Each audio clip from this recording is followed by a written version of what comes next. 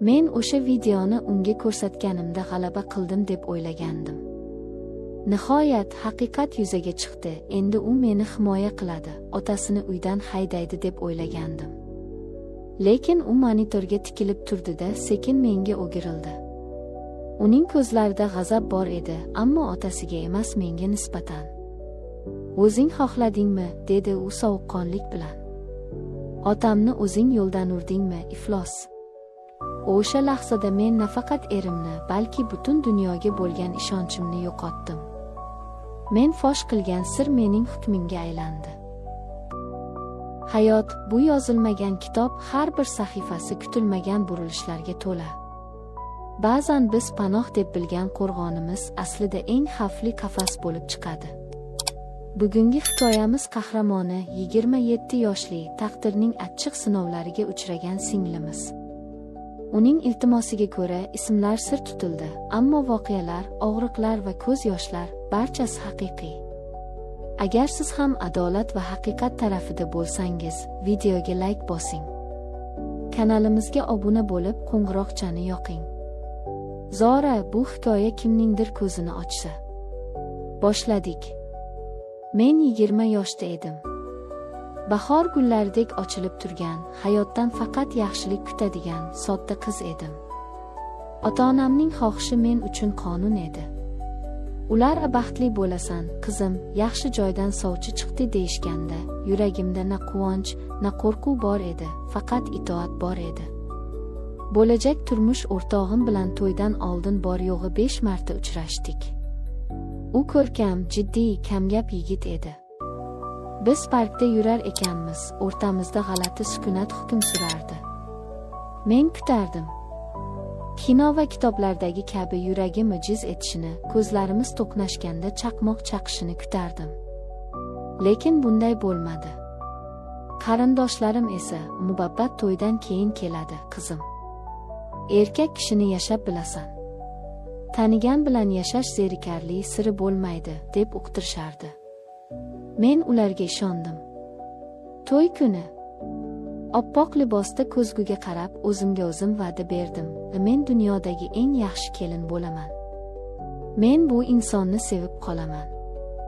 Albatta sevaman. Nikoh kechasi. U menga yaqinlashganda men titrab ketdim. Uning qo'llari muloyim, ammo biroz sovuq edi. O'rtamizda yonib turgan ehtiros yo'q edi, lekin hurmat bor edi.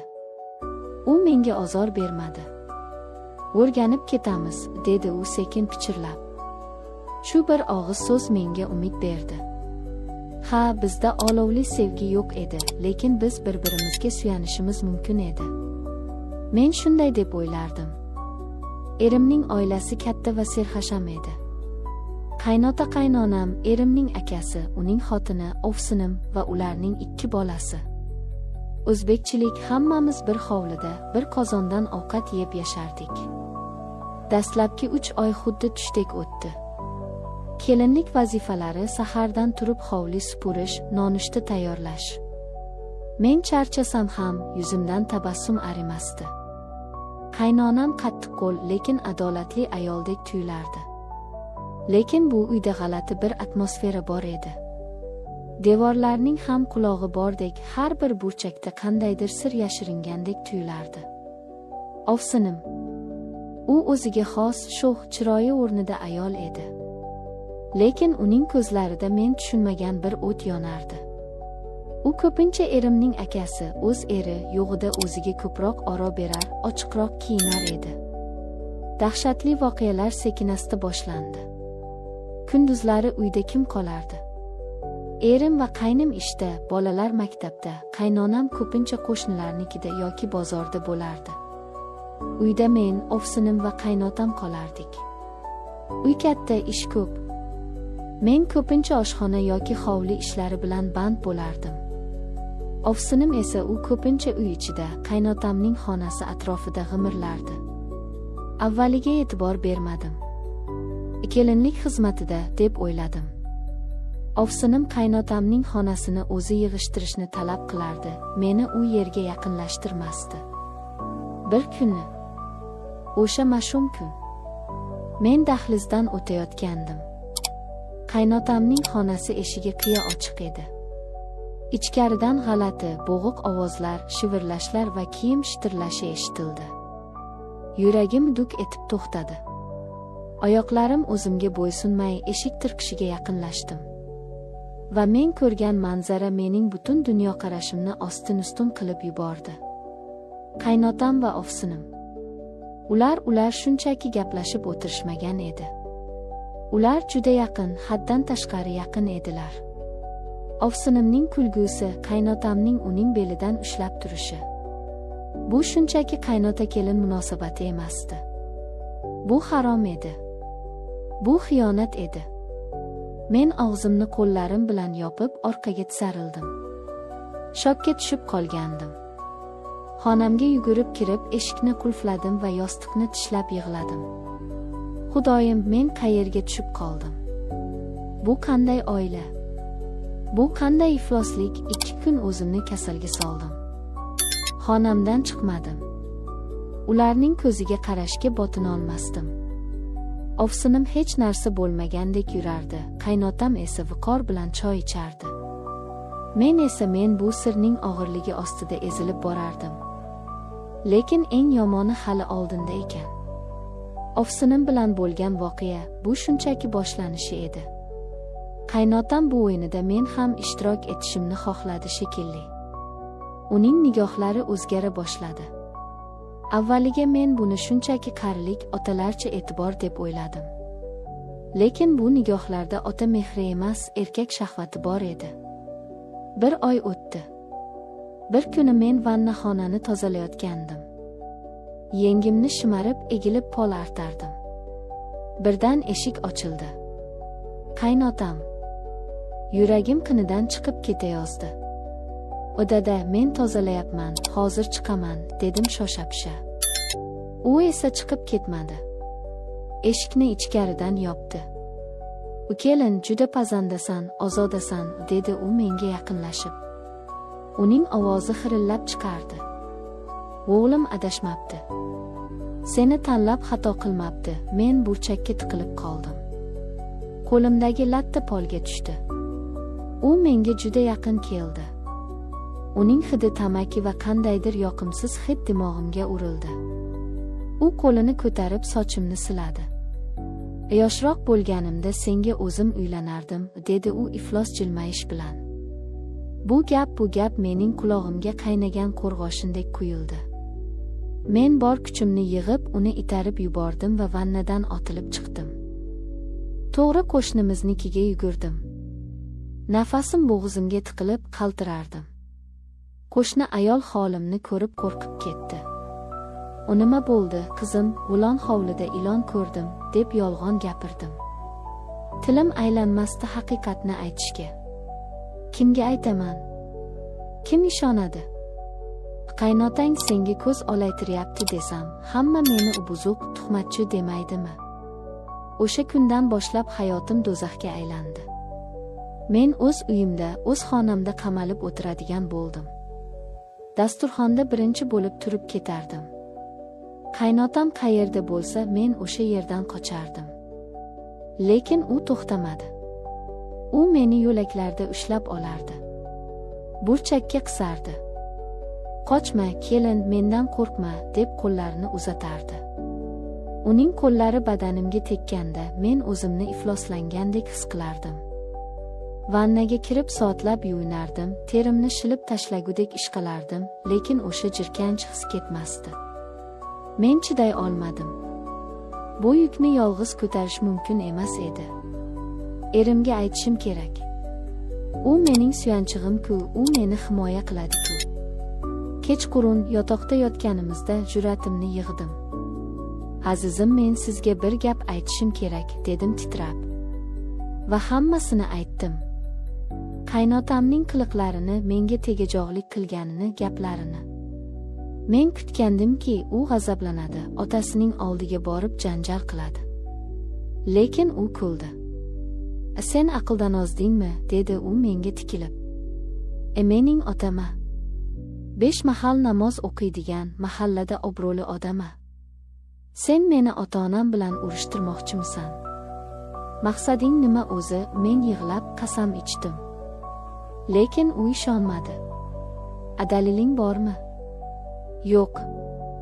Bo'ldi, o'chir ovozingni. Yana bir marta shunaqa desang, tilingni sug'urib olaman, dedi. Adolatsizlik meni yondirib yuborayozdi. Men haq edim. Men qurbon edim. Lekin meni aybdor qilishdi. Shunda men qaror qildim. Dalil kerakmi? Bo'ladi. Men erimga vannaxonaga kuzatuv kamerasi o'rnataylik, go'yoki narsalar yo'qolyapti deb aytamiz, dedim. U rozi bo'ldi, faqat meni tinchlantirish uchun. Kamera o'rnatildi. Men o'ljaga aylangan ovchi kabi kutdim. Va o'sha kun keldi. Men vannaga kirdim, eshikni ataylab ochiq qoldirdim. Tozalashni boshladim. Qaynotam kirdi. Xuddi kutilganidek. U menga yana yopisha boshladi. Quchoqlashga urindi, uyatsiz gaplar gapirdi. Men chidadim. Kamera hammasini yozayotganini bilib, tishimni tishimga bosib chidadim.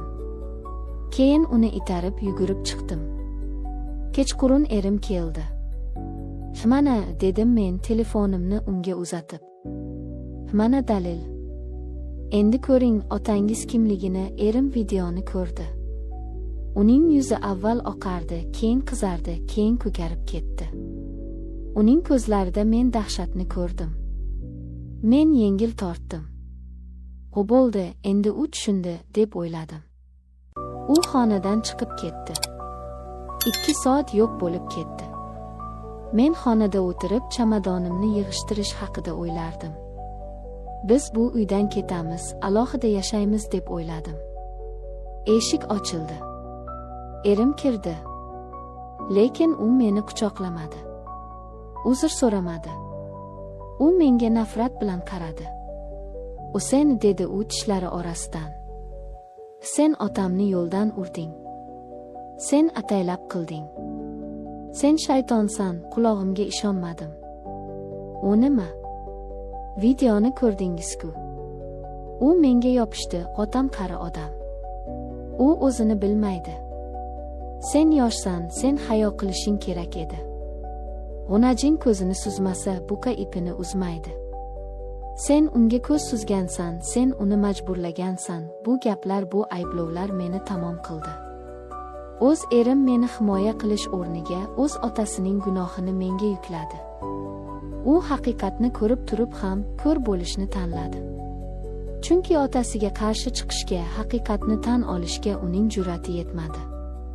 U qo'rqoq edi. Shu ondayoq bu uyda bir daqiqa ham qolmasligimni tushundim. Men narsalarimni yig'dim. "Men ketaman", dedim. "Ketsang ketaver. Senga o'xshagan buzuq xotin menga kerak emas", deb baqirdi u ortimdan. Ota-onamning uyiga qaytdim. Hammasini aytib berdim. Dadam g'azabdan tutaqib ketdi. Onam yig'ladi.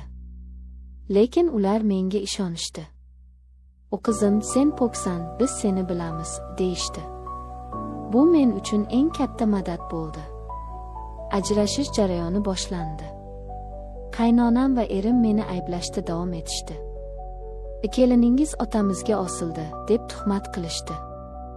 Ammo dadam qattiq turdi. "Agar qizimni tinch qo'ymasangiz, videoni sudga beraman, butun mahallaga ko'rsataman", deb po'pisa qildi. Shundan keyingina ular qo'rqib ajrashishga rozi bo'lishdi. Hozir men ota-uyimdaman. Fabrikada ishlayapman. Tinchman. Lekin yuragimda chuqur jarohat bor. Ko'chada erkak kishini ko'rsam titrab ketaman. Turmushga chiqish bu haqda o'ylashga ham qo'rqaman. Qaynotam va ovsinimning xiyonati, erimning adolatsizligi, bularning bari meni erkaklarga bo'lgan ishonchimni sindirdi. Og'zi kuygan qatiqni ham puflab ichadi, deyishadi. Men endi har bir qadamimni o'ylab bosaman. Lekin umidimni uzganim yo'q. Bilaman, dunyoda yaxshi insonlar ham bor. Alloh menga ham bir kun chinakam baxtni, meni tushunadigan, meni himoya qiladigan, g'unajin ko'zini suzmasa deb tuhmat qilmaydigan mard insonni uchratishni nasib qiladi. Aziz ayollar, singillar, mening hikoyamdan xulosa qiling. Agar sizga nisbatan nohaqlik bo'layotgan bo'lsa, jim turmang. Qo'rqmang. Siz yolg'iz emassiz. Hatto eng yaqin insoningiz yuz o'girsa ham, haqiqat baribir siz tomonda bo'ladi. O'zingizni asrang. Nomusingizni, g'ururingizni hech kimga toptatib qo'ymang. E'tiboringiz uchun rahmat. Agar bu video yuragingizga yetib borgan bo'lsa, izohlarda fikringizni qoldiring. Keyingi videolarda ko'rishguncha omon bo'ling.